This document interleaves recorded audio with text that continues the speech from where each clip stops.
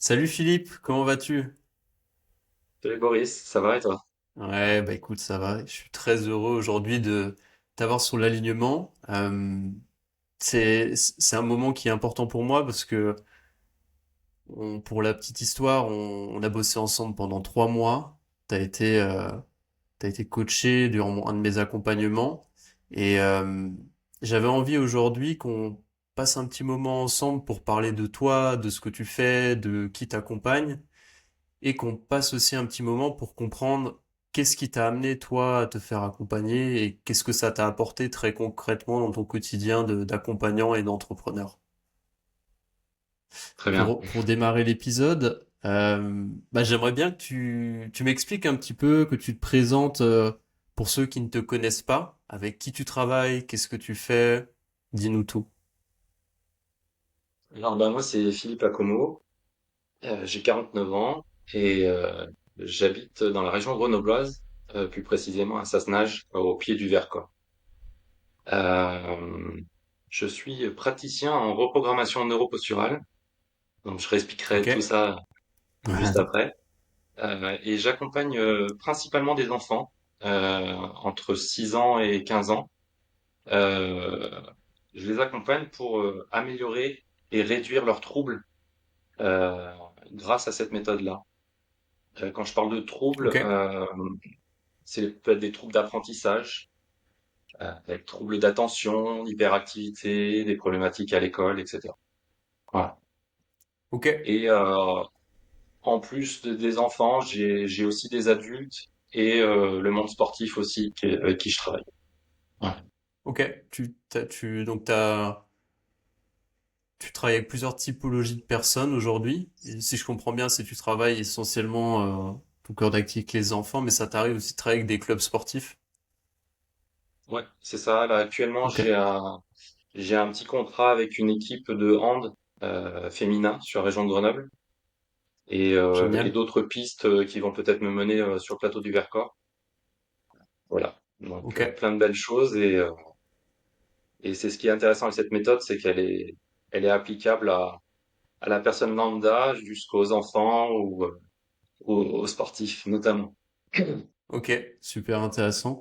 Est-ce que tu pourrais nous expliquer en quelques mots ton approche sur du coup la reprogrammation posturale, les réflexes, la posturologie et Oui. quel impact ça peut avoir dans la vie et concrètement sur quoi tu travailles pour ceux qui connaissent rien du tout à ce que tu fais.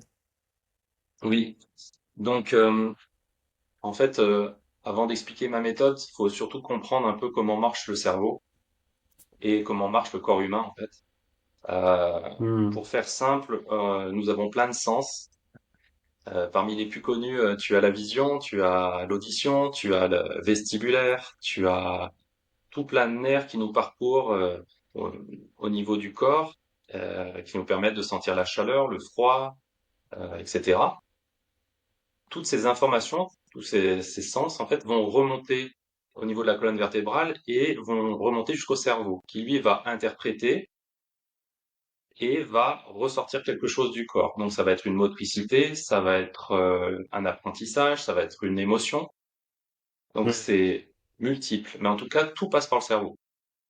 Et l'idée de la reprogrammation neuroposturale, c'est justement d'aller optimiser cette boucle, qui est une boucle qui est permanente en fait, via des stimuli.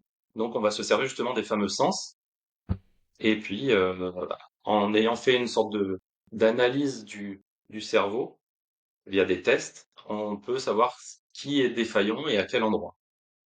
Donc, Ok, ce qui est intéressant avec cette méthode de reprogrammation, c'est qu'elle jongle avec trois méthodes qui sont la posturologie, les réflexes archaïques et la neurologie fonctionnelle, donc qui est basée énormément ok. sur les... Oui, pardon. Oui, oui, ok. Du coup, toi, ton, en fait, tu combines trois méthodes, trois approches à la pointe qui travaillent sur le cerveau, qui travaillent sur la posture, qui travaillent sur les différents C'est ça. nerfs, sur le système nerveux, et tu viens en fait reprogrammer des schémas inconscients. C'est ça, si je comprends bien. Exactement. En fait, ce que les gens ne savent pas forcément, c'est que nous sommes quasiment tout le temps en mode automatique, si on peut simplifier. On a très peu Hmm. de nos mouvements qui sont volontaires, ou nos actions qui sont volontaires. Et, euh, et donc, en fait, suivant l'histoire, l'environnement de la personne, euh, bah, notre cerveau a pu bloquer certaines choses ou des problématiques d'apprentissage quand on est enfant. On peut imaginer pas mal de Hmm. choses, des traumatismes et autres. Et notre histoire a fait que bah, notre cerveau, lui, il a eu peut-être des programmes qui sont déprogrammés ou des sens qui ne fonctionnent plus vraiment bien. Et donc, il a adapté notre posture. Hmm. Et donc, bah, c'est là-dessus qu'on vient travailler. Le but du cerveau, en fait, c'est de mettre en sécurité le corps. Ça, c'est son premier rôle. Donc, si lui décide ou se rend compte que l'information qui remonte est dangereuse pour le corps, eh ben, là, sa réponse va être biaisée. Euh, on parle souvent, par exemple, du mal des transports. Euh, c'est justement une interprétation du cerveau qui le met qui dit que le corps est en danger. Donc, la personne est assise, elle regarde dehors, elle voit des choses qui bougent alors que elle ne bouge pas. Et du coup, le cerveau, bah, sa réponse, bah, c'est la personne va aller vomir, va avoir des nausées ou ce genre de Hmm. choses, quoi. Bon, voilà. Hmm. Ok, Donc c'est l'idée, super c'est d'aller intéressant. travailler sur ces verrous et d'aller justement soit réintégrer un schéma moteur, un programme, ou si on veut parler simplement. Euh, voilà. Mais il faut vraiment savoir à quel niveau on le fait et pourquoi on le fait. Ok. Comment t'en es arrivé à t'intéresser à tout cet univers, aux réflexes, au cerveau? Parce que c'est vrai que c'est quelque chose qu'on entend très peu et voilà, il y a peu de gens au final qui en parlent et qui sont spécialisés dans ce domaine-là. Alors en fait, c'est un concours de circonstances, hein. J'ai toujours voulu, par rapport à une histoire personnelle, aider les gens et j'ai intégré l'école de Pierre Dufraisse au centre de l'Ormez. Et au tout début de cette formation, en fait, les formateurs de Labo RNP ont été interviewés et j'étais très intrigué par ce qu'ils faisaient. Et de fil en aiguille, je me suis rendu compte que la semaine suivante ou 2 semaines plus tard, ils étaient sur Grenoble, donc juste à côté de chez moi, et je suis allé les rencontrer. J'ai passé une journée dans une salle de CrossFit avec quasiment que des coachs sportifs. Moi, je venais de nulle part, Ouais. j'avais juste une petite expérience dans la santé. Et,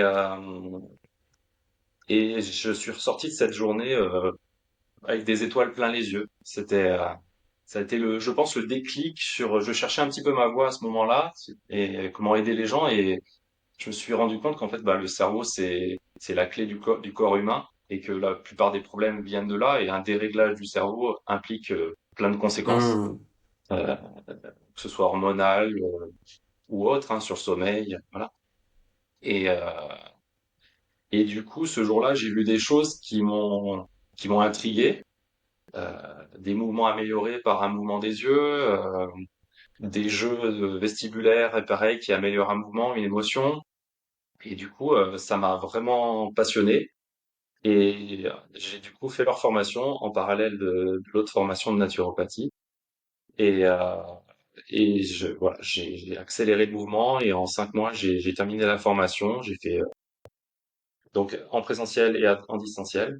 Et puis, j'ai rajouté d'autres formations ensuite dessus, notamment sur la motricité et les apprentissages pour les enfants.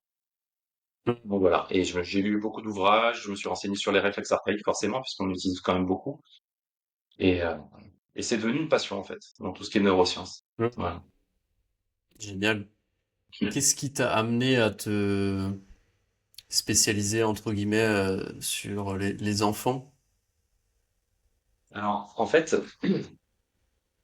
moi je suis plutôt quelqu'un qui entreprend vite, et dès que j'ai appris quelque chose, je le mets en application. Donc forcément, j'ai testé tout de suite ma famille, mes amis, mes collègues, et j'ai aussi créé ma société très très vite, il y a 1 an et demi, en tant qu'auto-entrepreneur.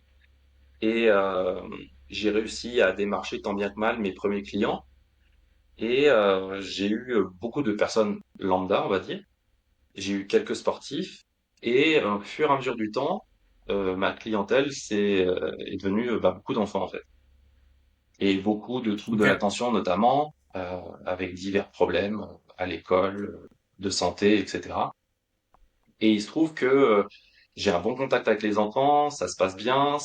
En plus, tout ce qui est réflexe archaïque, la neurologie, on peut amener ça de façon ludique. Donc les enfants, Hmm. ils viennent et c'est presque un jeu pour eux. Voilà, faut bien sûr s'adapter en fonction de l'enfant qu'on a en face de soi, mais c'est souvent grâce au jeu qu'on arrive à détecter pas mal de choses finalement et, euh, et à s'adapter, oui, pour les tests, pour définir ce qui va pas. Et justement, par le jeu, on peut aussi, par des activités ludiques, on peut réintégrer beaucoup de choses en fait. Voilà. Hmm. Donc c'est Ok, ce public ok. qui, on va dire que cette clientèle qui a changé au fil du temps, qui a fait que bah, je me suis intéressé à ça. Et j'ai eu la chance aussi de faire d'autres formations neuroludiques, on va dire, qui m'ont permis d'apprendre aussi pas mal de choses, de voir une autre facette aussi de la neurologie fonctionnelle. Et, euh, et au final, je me suis rendu compte aussi que c'était une clientèle qui avait quand même qui était liée bien sûr aux parents et des parents qui sont un peu stressés, qui ont des problématiques par rapport à leur enfant, qui durent, ils trouvent pas de solution. Et finalement, l'implication des parents fait que ils travaillent bien et les résultats sont visibles. L'autre clientèle aussi qui Hmm. travaille bien, généralement, c'est les sportifs parce qu'ils voient des résultats, ils sont impliqués et voilà. Donc j'ai eu aussi des très bons résultats avec des trailers notamment. Et voilà. Et ce que je me suis rendu compte aussi, c'est que la clientèle lambda est beaucoup sur la consommation finalement. Et Hmm. on a des résultats en séance. Je donne des exercices, hein, donc les gens doivent travailler les exercices tous les jours. Ce n'est que 5 minutes par jour, mais au final, en les rappelant régulièrement une semaine après, je me rends compte que les exercices sont pas faits, il y a des excuses pour un oui, pour un non.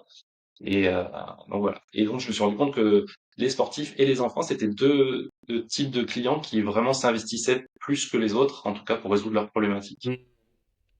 Ouais, Voilà. c'est super intéressant ce que tu partages parce que ça pointe, tu sais, le travail qu'on a fait ensemble de aussi choisir son client idéal en fonction aussi de sa problématique et son envie de la résoudre. Et Mm. aujourd'hui, bah toi, tu vois, t'as décidé en conscience de te focaliser sur les enfants, donc, qui ont des problématiques d'apprentissage, des troubles d'attention, des problèmes de posture, etc. Parce que tu sais que les parents sont prêts à, en fait, à faire tout ce qu'il faut pour aider leurs enfants à aller mieux dans leur vie, à l'école, etc. Et qu'il y a vraiment une urgence, une douleur importante. Pareil pour les sportifs. Ce que tu disais, c'est qu'aujourd'hui, tu as aussi des gens qui viennent te voir, des clubs, pour bosser avec toi, parce qu'ils sont dans une logique de performance. Et du coup, quand on est Mm. dans une approche de performance, on est prêt à faire les efforts, on est prêt à mettre en place des protocoles, on est prêt à investir de l'argent pour soi et son équipe pour améliorer son quotidien et sa performance. Et je trouve que c'est essentiel vraiment comme pilier là. Et ça, toi, tu le montres avec un exemple très concret que, au final, Monsieur Tout le Monde, il y en a beaucoup qui vont juste venir pour chercher un antidouleur, quoi, sur un petit Mm. moment. Et puis finalement, dès qu'il faut bosser un petit peu, il y a plus grand monde. Donc, c'est super intéressant que tu nous partages ça. Est-ce que tu pourrais nous donner des exemples de transformations que tu as pu avoir chez certains de tes clients? Alors récemment, tu vois, j'ai eu une jeune fille, des problèmes d'attention à l'école, mais pas que. En un mois, on avait détecté dès le premier bilan, on avait détecté des problématiques olfactives, des problématiques de convergence au niveau des yeux, qui ont une énorme Hmm. importance au niveau de la posture, notamment, et surtout des réflexes au niveau des pieds, des réflexes archaïques, donc des réflexes primitifs, qui peuvent générer des problématiques de voûte plantaire, des problèmes de connexion et autres. On peut interpréter ça de pas mal de manières. Cette personne a appliqué à la lettre les exercices que je lui ai donnés, c'est-à-dire tous les jours, malgré les vacances. Et en un mois, on a eu des très très bons résultats. C'est-à-dire qu'au niveau olfactif, elle a retrouvé l'olfaction. La convergence, elle est redevenue complètement normale. Les réflexes aux pieds ont disparu. Euh, Et au niveau de l'attention, on verra quand les cours reprendront si ça s'améliore au niveau de l'école, mais on reste en contact pour la suite. Un autre exemple que j'ai en tête, c'était un trailer qui avait des très grosses douleurs au niveau des tendons d'Achille, à ne plus pouvoir quasiment courir. Euh, L'anamnèse aussi a montré, enfin, le questionnaire au début de la séance a montré qu'il y avait quand même énormément de stress. Donc ça, c'est aussi quelque chose, l'anxiété, Hmm. c'est quelque chose qu'on adresse pas mal avec les réflexes archaïques aussi. Et on a travaillé beaucoup de choses. Il avait une voûte plantaire qui était un peu catastrophique, un gros orteil qui n'avait quasiment pas servi, c'est-à-dire que quand on remonte l'histoire, on se rend compte que le quatre pattes n'avait même pas existé dans sa vie, et c'est un mouvement essentiel de l'enfant. Et donc, on a mis en place des exercices plutôt typés émotionnels et aussi des exercices pour réintégrer toute la problématique du pied. On a travaillé le vestibulaire, enfin bref. Je vais pas rentrer trop dans les détails. En un mois, il est passé de quelqu'un qui n'arrivait plus à courir à quelqu'un qui arrivait à courir 20 ou 30 kilomètres, il m'avait dit de mémoire. Et deux Waouh, mois plus tard, il refaisait un trail, quoi, sans douleur. Donc incroyable. ça, c'était super exemple, quoi. Et Voilà. donc tout ça en bossant sur les schémas réflexes, sur le cerveau, sur C'est ça. la C'est vue, ça. etc. Souvent, en Waouh. fait, les exercices peuvent paraître simples, voire même rigolos, où on se demande si vraiment il va avoir un effet dessus, tellement ça paraît simple.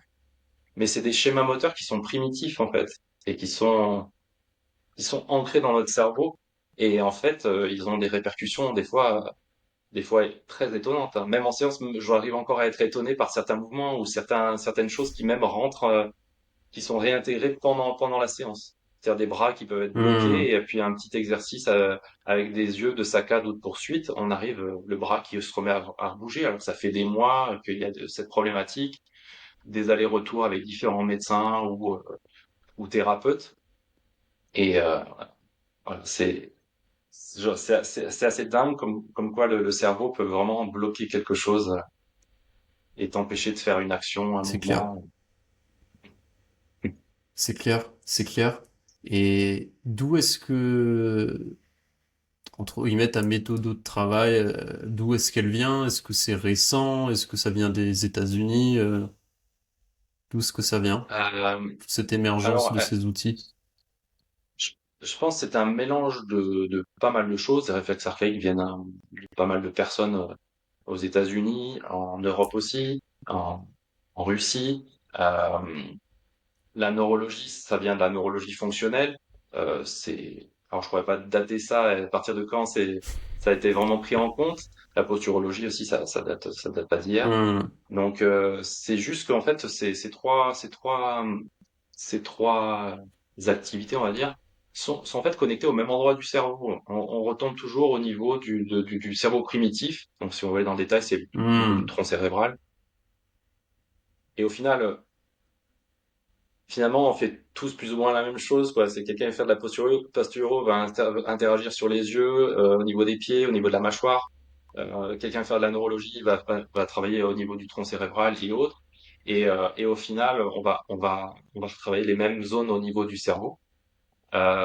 Moi, je me suis passionné aussi pour un docteur qui est aux États-Unis, qui s'appelle le docteur Melillo, qui lui travaille cette partie-là, mais Ok. il va encore plus loin dans le sens où il travaille aussi sur l'équilibre entre le cerveau droit et le cerveau gauche. Et on arrive à déterminer des troubles neurodéveloppementaux qui sont plutôt ciblés cerveau gauche ou cerveau droit. Voilà, petit exemple, tout ce qui est par exemple troubles de l'attention, ou TDA, TDAH, ou troubles du spectre autistique vont avoir des cerveaux gauches qui vont être beaucoup plus actifs qu'un cerveau droit. Et par contre, des gens qui ont des problèmes Hmm. d'attention, pardon, d'apprentissage, comme toute la famille 10, vont plutôt avoir un cerveau droit beaucoup plus actif. Et donc, il y a toute une méthodologie assez récente qui permet de travailler là-dessus, toujours en jouant sur les sens, de venir stimuler le côté qui est sous-actif. L'idée, faut voir ça comme une Hmm. symphonie, un orchestre, et le but du jeu, c'est d'avoir les deux équilibres, enfin les deux cerveaux qui discutent correctement entre eux, et pas en avoir un qui discute plus que l'autre. Et Hmm. Ça, Ok, c'est super intéressant, mais voilà, super enfin, on voit des intéressant. choses aujourd'hui où ils utilisent même des lasers froids ou infrarouges pour aller faire des stimulations de certaines zones du cerveau. Voilà, il y a des choses sur on peut appeler ça les réseaux longue portée. Il y a énormément de choses aujourd'hui là-dessus. Et ils arrivent à rattraper pas mal de problèmes, de problématiques au niveau des troubles neuro. Ouais. Ok, ok, super intéressant. Euh, qu'est-ce que tu penses du TDAH d'un point de vue bah, avec ton spectre parce qu'on en entend beaucoup parler. Moi, j'ai l'impression que je vois de plus en plus de gens que ce soit sur les réseaux sociaux au quotidien dire ah ouais j'ai un TDAH, ah mon enfant a un TDAH, tout le monde a un TDAH en ce moment. Qu'est-ce que t'en penses toi avec ton spectre? C'est vrai qu'aujourd'hui, on en entend beaucoup parler. Peut-être qu'il y a une détection aussi qui a été plus poussée et du coup, des enfants qui étaient passés dans les mailles du filet qui retombent dedans. Euh, le- je pense que la grosse problématique aujourd'hui, elle est aussi liée à l'environnement qui a énormément changé. Et Hmm. on peut parler des écrans à outrance, on peut parler du sucre à outrance, on peut parler aussi de la sédentarité et cet environnement aussi qui a fait que bah, les enfants les enfants d'hier ne sont pas les enfants d'aujourd'hui. Et du coup, Hmm. on a toutes ces problématiques qui font que ben ça a un impact au niveau du cerveau et du coup le développement n'est pas normal et on retrouve ce genre de problématiques de plus en plus quoi. Et Hmm. et après j'ai reçu des TDA comme client, ils sont tous il y en a pas un qui se ressemble, je veux dire. Il y en a qui vont être Hmm. hyperactifs, d'autres qui vont fuir le regard, ça va être très dur de discuter avec eux, l'approche va être compliquée. Au contraire, d'autres sont vraiment dans la discussion, ça va bien, ça adore le jeu, etc. D'autres se fatiguent très vite. Par contre, ce que je remarque, c'est qu'ils viennent la plupart tous avec leur portable et dès qu'ils ont terminé l'exercice, le premier réflexe, c'est je mets mon nez dans mon portable. Et c'est assez effarant comment les écrans aussi sont vraiment, c'est vraiment quelque chose de terrible au niveau des enfants. C'est clair. Et des adultes aussi. Mais effectivement, des enfants Oui. encore plus, parce que si tu habitues ton cerveau dès le plus jeune âge aux écrans, c'est une catastrophe. Après, les enfants prennent souvent les parents comme modèle. Donc déjà, Bah oui. la grosse problématique, elle vient souvent des parents qui ont le nez dans le portable et qui, du coup, bah, l'enfant, bah, qu'est-ce qu'il fait? Il va copier ce que fait le parent. Donc, c'est aussi, pour moi, les Carrément. parents ont un rôle énorme pour la gestion de l'enfant et pour que le cerveau se développe correctement. Donc, c'est pour ça qu'en séance, typiquement, je reçois les parents et les enfants ensemble. C'est-à-dire, on joue, on discute ensemble, on avance ensemble. Ça, je trouve, c'est inconcevable pour moi de recevoir un enfant tout seul et travailler tout seul avec un enfant. Faut que le parent soit là parce que lui Hmm. aussi aura un rôle à jouer. D'une part, il va refaire les exercices avec son enfant. Je peux aussi avoir besoin du parent en séance pour faire un test, parce que peut-être l'enfant ne veut pas le Hmm. faire, n'accepte pas, parce qu'il y a des réflexes quand on vient frotter certaines zones, donc des pieds, des mains ou du visage. Donc forcément, il y a des gens qui refusent. Donc ben, on peut aussi passer Hmm. par le parent justement, par les parents pour faire ça. Mais clairement, j'adresse aussi voilà, notamment le TDA, il y a aussi l'aspect nutrition, l'aspect du sommeil, il y a beaucoup de facteurs hein, aussi qui rentrent en jeu. Donc moi Hmm. j'ai cette double casquette aussi d'avoir fait cette formation en naturopathie euh, et du coup d'amener tout ce côté-là dans mes séances. C'est-à-dire qu'on ne s'arrête pas juste aux exercices à faire chez soi. Il y a aussi la personne repart aussi avec bah, des choses à mettre en place. Donc souvent c'est enlever ce qui va pas. Hein. Euh, Ouais, ça peut être des intolérances. Voilà, ça peut être une personne qui repart. Bah, cette semaine, tu as pour objectif, je sais pas, tu enlèves peut-être tu enlèves les laitages, tu enlèves les tomates, tu enlèves tel aliment et vois un petit peu comment ça réagit. Ne serait-ce que le sucre, quand on voit comment les effets que peut avoir le sucre, juste quelques minutes après avoir avalé des bonbons, on a souvent des enfants qui sont c'est hyper clair. actifs derrière. Donc c'est effarant. J'invite les parents à lire un peu plus les étiquettes et se rendre compte de la quantité de glucides qu'il y a dans la plupart des aliments. Donc voilà, ne serait-ce que d'avoir une alimentation le moins transformée possible, C'est clair. Fini les gâteaux d'anniversaire. J'imagine, tu sais, quand tu... Alors, moi, j'ai pas encore d'enfants, mais j'imagine, tu sais, l'image de tu t'emmènes tes enfants à un goûter d'anniversaire, qui se gavent de bonbons, de gâteaux, et que tu les récupères à la fin, et t'as tes petits marmots qui sont tout excités. C'est vraiment ce C'est ça, ouais, truc-là, je pense que c'est... Ah, le sucre, c'est... Bah, on dit souvent que c'est un peu des drogues de notre ère qui est la plus tolérée. Au final, quand tu vois les quantités de sucre qu'on mange, et moi le premier, hein, des fois quand je vois que je mange un peu plus sucré, que je fais un peu moins gaffe, ouais, en fait, tu deviens vite accro. C'est pour oui, ça que oui, moi j'ai la technique à la maison, j'achète pas de cochonneries, pas de trucs sucrés, parce que sinon je sais que c'est plus fort que moi. Des fois, je vais le voir, j'aurais envie d'y aller. Donc je préfère c'est ne ça. rien avoir à la maison. Euh, Ben, ok. c'est Mais un en peu tout la cas, solution d'une addiction, hein. C'est d'enlever c'est ça, déjà de les supprimer de chez soi, sinon c'est tout de suite attractif, hein. Mais tu vois, c'est clair. je lisais un bouquin l'autre jour et la personne parlait des biscuits, des Oreos, tu vois, le biscuit chocolaté là. Et Hmm. il y a des chercheurs quand même qui ont démontré que c'était plus addictif que la cocaïne. Donc, t'imagines la chose, Ça quoi. m'étonne pas. En fait, ça passe dans des mêmes schémas ou des mêmes parcours au niveau du cerveau que la cocaïne, qu'une drogue. Hmm. Non, Donc, on est sur vraiment de l'addiction. ça, Bon, moi, je suis addictif au chocolat, tu ça vois. m'étonne pas du tout. Ah bah moi aussi, c'est une de mes grosses passions, le chocolat. C'est une de mes grosses passions. Hum. Euh, j'aimerais qu'on discute un petit peu de toi. T'es accompagnant, t'avais ton activité qui était lancée. Euh, qu'est-ce qui t'a poussé à te faire accompagner, à démarrer l'accompagnement ensemble et qu'est-ce que était ta plus grosse problématique? C'est une bonne question. En fait, comme je t'ai dit, moi, j'ai lancé mon activité sans trop me poser de questions. Alors, moi, de formation, je suis ingénieur, hein. Donc, je suis manager de Ok. production, et j'avais mais alors, aucune expérience en entrepreneuriat. Donc, j'ai lancé mon activité. J'ai fait quelques forums pour me faire connaître, des amis, etc. Et puis, un petit site internet. Et je m'étais dit, bon, au bout d'un moment, bon, les clients vont tomber du ciel, tu vois, ils vont arriver tout seuls, tout va marcher facilement. Et puis en Ouais. fait, petit à petit, bah, j'ai eu de moins en moins de clients. J'avais aussi d'autres priorités dans ma vie à faire passer. Donc, je me suis rendu compte que il y avait quelque chose qui allait pas en fait.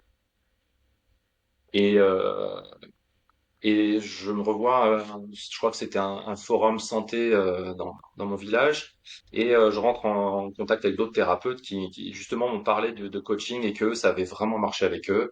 Euh, et donc Hmm. ce jour-là, je me dis bon bah je vais aller regarder un petit peu ce que je peux trouver. Et je tombe, mais alors j'ai écouté ton podcast, je crois que tu avais fait une petite interruption dans ton podcast et tu rebalances comme quoi tu lances ton activité de coaching et tout ça. Après c'est tombé, mais alors il y avait je sais pas, Ok. la loi de l'attraction, je sais pas, c'est tombé pile au bon moment en tout cas.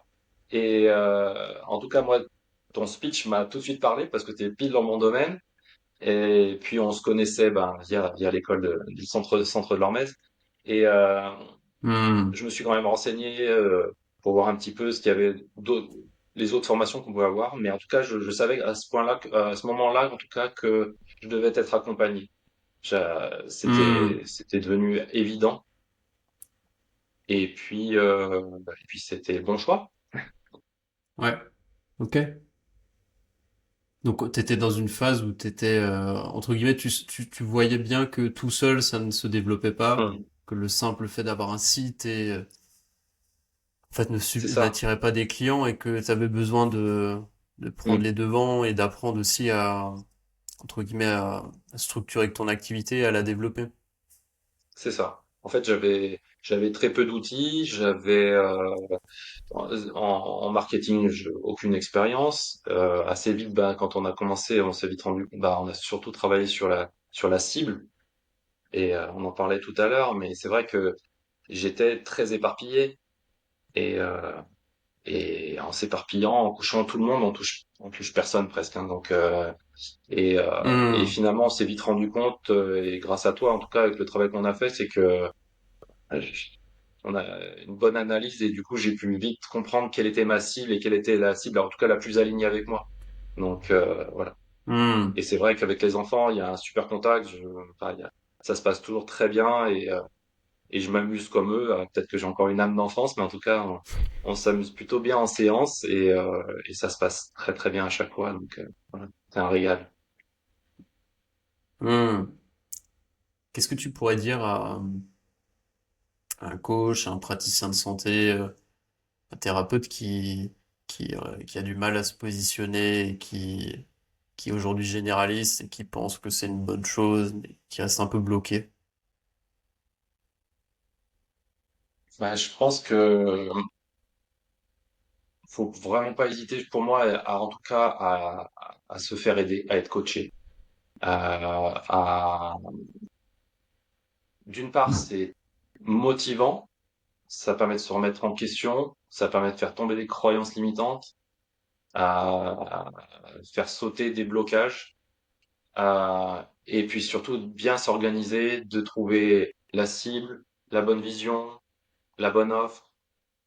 Et souvent, ouais, c'est ça, on a des fausses croyances et on pense que tout va marcher, mais en fait, on est complètement dans le faux, quoi. Donc, faut accepter Ouais. aussi, et c'est ce que je trouve ça, ce que j'ai trouvé bien, c'est de se remettre en question, quoi. Et tu le fais habilement, et du coup, bah voilà, moi, c'est ce conseil-là que je pourrais donner, c'est de pas hésiter, en tout cas, de se faire accompagner, si ça stagne, et accepter aussi de sortir de sa zone de confort et de remettre en question, ce qu'on est en train de faire.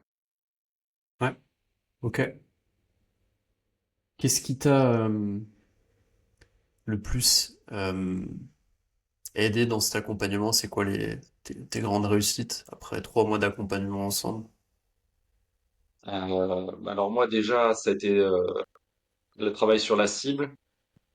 Hmm. Déjà définir des objectifs au départ, hein, et puis une vision à court et long terme. Euh, Ça m'a énormément aidé aussi à définir mon offre, parce que on pense que voilà, le prix à la séance c'est bien, mais en fait on se rend compte que c'est pas du tout adapté en tout cas à ce que je faisais.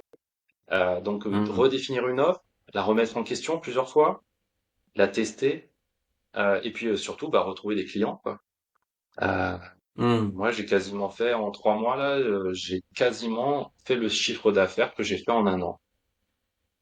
Hmm. Donc clairement, c'est plutôt une très bonne chose. Et puis surtout, j'ai gagné en confiance. J'ai des outils auxquels je peux me raccrocher. Euh, j'ai beaucoup plus de facilité à aller parler de moi ailleurs et de, et de oui, c'est ça, d'essayer d'attraper, de convaincre des gens et surtout de leur montrer que ce que je fais en tout cas peut être super intéressant pour eux. Voilà. Après, moi, je viens du monde de l'industrie, donc des présentations à l'oral, j'en ai fait. Le contact, c'est pas un souci pour moi, mais c'était la manière de le faire, quoi. J'avais pas imaginé que voilà, tout ce que j'avais à portée de main et que j'utilisais pas du tout, en fait. Donc, voilà, donc plein de bonnes choses. En tout cas, on arrive quasiment à la fin Super. du coaching, mais ça a été très bénéfique pour moi. C'est aussi, c'est très bien d'avoir un guide, hein, d'avoir quelqu'un qui remet en question. On pense des fois bien faire, on prépare quelque chose et puis voilà, on vient titiller, on vient re-questionner et puis voilà, souvent on n'est pas bien aligné avec le message qu'on veut faire passer. Et ça, moi, je m'en rendais pas Hmm. forcément compte. Et d'avoir une vision de quelqu'un d'autre, ça, c'est toujours, et puis des conseils, c'est absolument indispensable. Ok, super. Euh, Qu'est-ce qui t'a le plus challengé dans l'accompagnement? Le plus challengé, je dirais l'aspect communication, marketing, ça n'a pas été très évident. Euh, L'aspect offre aussi, on est resté longtemps dessus et de comprendre un petit peu bah, comment me positionner, les prix, comment, voilà, la définition de l'offre, etc. Ça n'a pas été évident pour moi parce que forcément, on est sur des croyances hyper limitantes, quoi. Voilà. Donc, ouais, ça m'a bien chamboulé, mais ouais, j'ai accepté, j'ai joué le jeu je- et puis au final, en regardant dans le passé, en arrière, on se rend compte que c'était des très bons choix et voilà. Ouais, la communication, oui, parce que pour le coup, Mhm. c'est le deuxième sujet, j'ai zéro expérience. Alors, on va dire, j'avais développé un Instagram et puis je l'avais fait un peu, bah, voilà, limite comme une présentation PowerPoint que j'avais pu faire à mon entreprise, quoi, tu vois. Euh, mais, euh, mais voilà, du coup, c'est bien parce que ça permet de voir aussi bah, un petit peu les nouvelles technologies, les nouvelles manières de parler, les petites astuces pour mettre en valeur un texte, une idée, ce genre de choses. Où là, j'étais très mauvais, il faut le reconnaître. Et, euh, et puis, non, ouais, c'était surtout les deux sujets de mémoire là qui m'ont Ouais. plus, Challenge, ont été j'avais les plus durs effectivement pour moi. sur, ouais, sur la com, sur comment communiquer de façon efficace, qui réponde aussi à Hum, ton cahier des charges, sur ce que tu as envie de partager, ta personnalité. ouais, Et puis évidemment le sujet du prix et de l'offre, qui vient gratter chez beaucoup, hein. Et hum, souvent la bonne réponse c'est d'engager plus longtemps et un prix qui est plus cher aussi, du coup, vu qu'on a une valeur qui est plus haute sur un engagement plus long. Euh, Effectivement, ça c'est un bon boulot aussi que t'as fait, c'est bah, d'accepter, tu vois, de revoir ta copie et de te dire que bah là, hum. sur cet aspect-là, il fallait fallait faire bouger un peu les lignes parce que sinon en fait t'allais pas t'y retrouver. En faisant un calcul rapide, c'était compliqué de t'y retrouver. Tu voyais aussi que bah si t'engageais pas les gens avec un certain prix, un certain engagement dans le temps, les gens ne revenaient pas. Ils venaient une C'est ça. séance et après ils désertaient. Donc c'était aussi tout ce travail de se dire que c'est pas augmenter les prix pour augmenter les prix. C'est augmenter les prix parce qu'en fait, on a une offre qui apporte plus de valeur, Hum, qui va encore plus loin que le service minimum du paiement enfin, du service à la exactement. séance. Et c'est pour faire le filtre aussi avec qui t'as envie de bosser, des gens qui sont sérieux, qui vont faire des exos, et qui du coup vont avoir des résultats. Et éviter les Hum. touristes qui viennent juste pour une séance et qu'on les voit plus et du coup ça aide des personnes, ils ont dépensé 80 balles, euh, ils ont pas vraiment résolu leurs problèmes, toi ça t'a pas vraiment aidé non plus, donc qu'est-ce que C'est ça ça, t'a, est-ce que du, c'est un peu une société ouais de vas-y, consommation où, je sais pas, tu vas aller 3 fois chez l'ostéopathe parce que tu as un truc débloqué et il te débloque, t'es pas bien, tu vas faire un massage, mais au final, est-ce que tu as soigné ton problème? Bah, pas vraiment, t'es pas remonté à la cause de ton problème, tu as perdu beaucoup de temps, beaucoup d'énergie, euh, et au final, t'as pas résolu ton problème.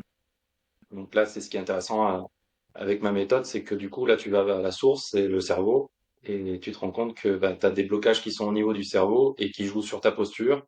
Et peut-être qu'en travaillant des exercices peut-être tout bêtes, hein, qui peuvent être des jeux avec les yeux, respirer certaines odeurs, travailler l'audition, le vestibulaire. Et si tu le fais bien, tu travailles ça tous les jours, tu as des résultats. La problématique aujourd'hui, c'est que la personne, effectivement, ne font pas l'exercice. Donc, le cerveau, c'est use it or lose it. Et puis, c'est j'utilise ou je le perds. Mm. C'est comme un sport. C'est vous faites pas un sport, ben, vous êtes plus efficace. Vous arrêtez le ski pendant 1 an, bah, c'est très dur de reprendre. Voilà. La course à pied, il y a plein d'exemples. Donc, c'est certain que fallait revoir la copie et passer sur un vrai coaching et être derrière les gens pour les motiver et voilà. Donc moi j'ai un système aussi où je les rappelle tous les 2 jours, on revoit les exercices, je suis disponible, on rediscute, je peux faire des vidéos, voilà, il y a beaucoup d'échanges et on voit les résultats, hein. C'est clair que les gens qui s'investissent en 2 semaines, on voit tout de suite des résultats. Donc voilà. Génial, génial. Qu'est-ce que tu dirais à quelqu'un qui hésite à se faire accompagner? Ben honnêtement, moi j'hésiterai plus. Euh, Qu'est-ce que je pourrais lui dire? Ben, t'as tout à y gagner. T'as tout à y gagner parce que tu auras un œil extérieur, quelqu'un spécialisé dans un domaine que toi tu maîtrises pas en fait. Et, Et cet œil-là, il va t'accompagner, il va remettre en question beaucoup de choses, améliorer tes outils, améliorer ton offre, améliorer, voilà. Et ça en un temps très court. Parce qu'en 3 mois, ce que moi j'ai mis en place, c'est incroyable. C'est-à-dire, ça, ça fait gagner un temps fou, en fait, c'est ça. Donc, si tu veux te Hmm. lancer et que ton activité, elle traîne, elle n'avance pas, en 3 mois, c'est assez hallucinant tout ce que tu mets en place et ce qui arrive et les résultats qui tombent hein, très vite. Hein. Donc, voilà. Donc, moi, je peux que motiver les gens et encourager les gens à faire ce genre de choses et à prendre un coach un peu sur n'importe quel sujet. Hein. Hmm. Tout à fait. C'est très juste ce que tu dis, c'est se faire accompagner au final, c'est gagner du temps et faire demander à C'est ça. quelqu'un qui est plus avancé que toi de t'expliquer comment il a fait, comment il faut faire pour trouver toi ta Et façon d'arriver à développer ton activité ou autre chose. Et c'est dépenser de l'argent pour gagner du temps. Une fois qu'on comprend ça, en fait, on comprend aussi la valeur du temps et de l'argent. Euh, exactement. Si c'est pour, voilà, si ça peut te faire gagner 2 ans de bosser avec quelqu'un sur 3 mois pour définir ton offre, définir une stratégie, poser une vision, etc. T'as tout y gagné. Si tu calcules 2 ans à galérer tout seul et à pas avancer, à pas faire de chiffre d'affaires, etc. Et Bon, au final, t'es perdant, quoi. ça. Donc ouais, Puis, c'est ça, pose-toi la question pourquoi? Pourquoi ça marche pas? Pourquoi ça avance pas? Pourquoi tu trouves pas de clients? Pourquoi? Et, c'est ça. et t'as des gens qui vont peut-être utiliser, je sais pas, des informations qui traînent sur Internet, des podcasts, etc., et qui vont mettre en application. Mais ça va être combien de personnes? Ça va être même pas 1% des gens. Et encore, je suis gentil. On est plutôt C'est clair. dans une société un peu de fainéants et qui, qui achète quelque chose et le petit cachet magique et qui d'un seul coup devrait marcher. Ouais, non, mais ça marche un temps, mais ça s'effondre vite derrière. Hein. C'est clair. Bah, c'est clair. Tu sais, moi, je dis souvent que la plupart de l'information que moi je transmets, elle est disponible gratuitement partout sur Internet. Hum, Hein. Tu peux l'avoir. Mais en fait, le job d'un coaching, d'un accompagnement, dans n'importe quel coaching, hein, je parle de moi, mais c'est valable pour tout le monde, c'est en fait d'avoir quelqu'un qui adapte à la personne et qui est là pour suivre, pour motiver, pour hum, mettre en mouvement, mettre en action. Parce que tout seul, en fait, l'information, ça vaut rien tant qu'il n'y a pas d'expérience vécue, en fait. hum. Et c'est ça l'intérêt de se faire accompagner, c'est qu'en fait, tu vas avoir quelqu'un qui va être là chaque semaine, qui a 1 heure pour toi, et qui va être présent pour toi, et te faire avancer, et te challenger. C'est pour ça que c'est essentiel. Aujourd'hui, c'est bien pour ça que, tu vois, moi, je crois très peu dans toutes les formations que tu vends quelques dizaines, centaines d'euros en accès Hum, libre. Parce qu'en fait, on se rend compte dans les stats qu'il y a 10% des gens qui les consomment. Il y en a juste qui achètent parce que c'est la peur de manquer la super hum, occasion de la promo, de la formation. Et derrière, personne ne les met en pratique. hum. C'est triste, mais c'est une réalité. D'où l'intérêt, en fait, de proposer des vrais accompagnements sur du temps long, euh, avec des gens avec qui tu as envie de travailler, etc. Parce que c'est là où tu as des belles transformations et tu as des résultats, quoi. C'est En tout ça. cas, moi, T'as c'est le mon côté, avis. Et t'as le côté individuel, quoi. Tu adaptes ta formation et ton coaching à la personne. Et ça n'a pas de prix, quoi. Un truc à 100 euros ou 200 euros qui te promet monts et merveilles, ouais, mais il va pas aller dans ton cas bien précis, ton activité et comprendre ce qui se passe. Tu as tout ce côté-là de comprendre ce que fait la personne, quelle est son activité, qui elle va toucher, euh, sa méthode, voilà, qui est aussi différente, bah, qui est différente des uns des autres, voilà. Et ça, c'est ça qui est intéressant, c'est que du coup, tu arrives à te placer à ce niveau-là et comprendre bien le sujet, amener les bons éléments, les bons outils pour cette activité-là. Parce que un outil que j'utilise sera pas le même pour quelqu'un d'autre. Et, et en fait, je hmm, peux même faire le parallèle avec ce que je fais. C'est que de tous les clients que j'ai eus, on n'a pas un qui est reparti avec les mêmes exercices. On a tous une posture différente, on a tous eu notre traumatisme, notre environnement, notre développement, et du coup, on a chacun une posture différente. Et, Et du coup, c'est ça, c'est que les exercices que je donne, eh ben, ils sont pour la personne, pour sa problématique. Et je vais pas mettre un exercice pour les yeux à une autre personne parce que elle vaut mieux interagir sur des Hmm, réflexes archaïques. Une autre, ça sera plus sur du vestibulaire et ainsi de suite. Donc hmm. c'est ce qui est intéressant dans le coaching, si je peux faire un parallèle avec mon activité, c'est ça, c'est que c'est Ouais, vraiment de l'individuel et euh, et on avance et on met en place vraiment les choses qui correspondent à la personne pour résoudre son problème. carrément, carrément.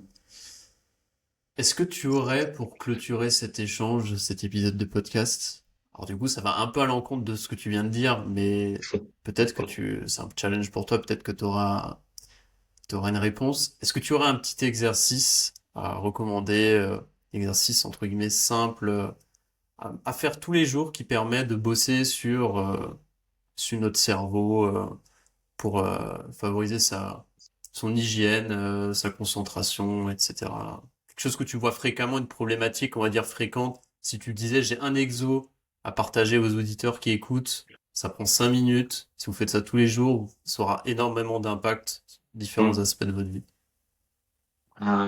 J'allais dire le sommeil, qui est un bel exercice, mais bon, C'est c'est un autre vrai. sujet.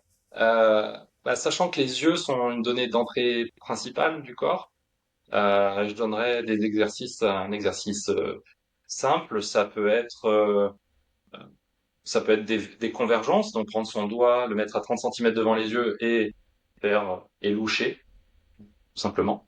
Donc là, je le fais mal devant la caméra, mais Ok. par contre, il y a des problématiques au niveau des yeux, donc je ne le conseillerais pas à tout le monde. Euh, Ne serait-ce que tout simplement la vision périphérique. Aujourd'hui, on a tous le nez dans nos écrans. Allez en nature, regardez un point au loin et imaginez, vous devez être capable de voir l'environnement qui est autour de vous. Exercez-vous tous les jours. Vous allez marcher, vous pointez, je sais pas, une voiture, Hmm, un poteau, un arbre, et regardez autour de vous. Élargissez votre champ de vision. D'une part, ça permettra de réduire votre super. stress, et puis bah, Clairement. de travailler sur votre vue pour améliorer tout ça. Voilà. Après, au niveau Super. des yeux, il Merci y a infiniment, Philippe, pour ce conseil. plein d'autres jeux, mais déjà rien que la vision périphérique, je pense que c'est déjà bien. Hmm, super. Merci infiniment, Philippe, pour ce conseil. Ouais, de Et rien. je valide. Je pense que c'est un très bon exercice. Merci pour ce moment, Philippe. Merci pour ton partage. Et je mettrai le lien en commentaire aussi pour ceux qui ont envie de voir ce que tu fais, bosser avec toi, etc. Je Ouais. mettrai les liens dans la publication du podcast et sur Instagram. Je te remercie et je te dis à très bientôt. Et à très bientôt, Boris. Salut.